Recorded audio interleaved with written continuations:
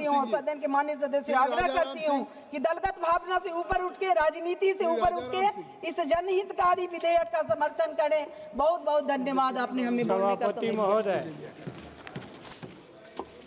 ये योजना, ये बिल ला करके सरकार ने गरीबों का जिम्मा लेने से हाथ झाड़ लिया है। यह साफ तौर से पहले एक रोजगार गारंटी की बात थी, अब राज्यों को हिस्सेदार बना करके इसने पूरी जवाबदेही गरीबों का लेने से इनकार कर दिया है। अभी इसके पहले परमाणु बिल में वो निजीकरण कर रहे हैं उसका, और पूंजीपतियों पर कोई जवाबदेही नहीं डाल रहे हैं लोगों के मरने के बाद, विकिरण का शिकार होने के बाद, और दूसरी तरफ गरीबों के मामले में वो साफ भाग खड़ा हो रहे हैं। मैं दो वजह से इसका विरोध करता हूं। एक तो इसमें जो जी राम जी है, ये पूरे उत्तरी भारत में दलित जातियां, उनका टाइटल राम बड़े पैमाने पर होता है, और ये एक तरह से अपमानजनक शब्द के रूप में भी देखा जाएगा।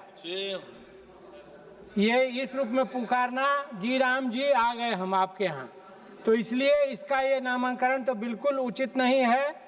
बल्कि आपको करना था रोजी ग्राम, गांव की ओर रोजी का मामला हो सकता था, लेकिन आपने इसको, जब महात्मा गांधी के नाम पर था तो कम से कम ये लगता था कि वही देश के आज़ादी के आंदोलन के सबसे बड़े नेता के नाम पर है। लेकिन एक तो आपने ये विरोध किया, अब बदल दिया।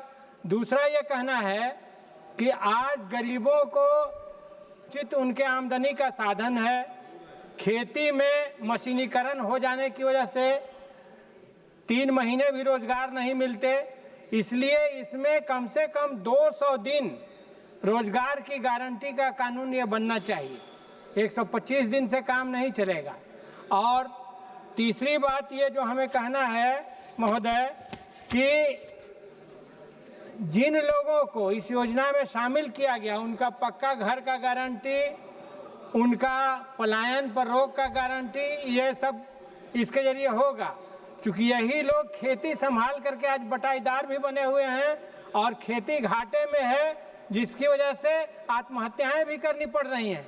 अंतिम बात जो मैं आपसे कहना चाहता हूं कि आपको काम का अभाव है तो खेती से इसको जोड़िए। जो ये बात हो रही है कि 60 दिन हम इसमें काम नहीं करवाएंगे मजदूरों से इस योजना के तहत, तो इसके उल्टा होना चाहिए कि कृषि से इस योजना।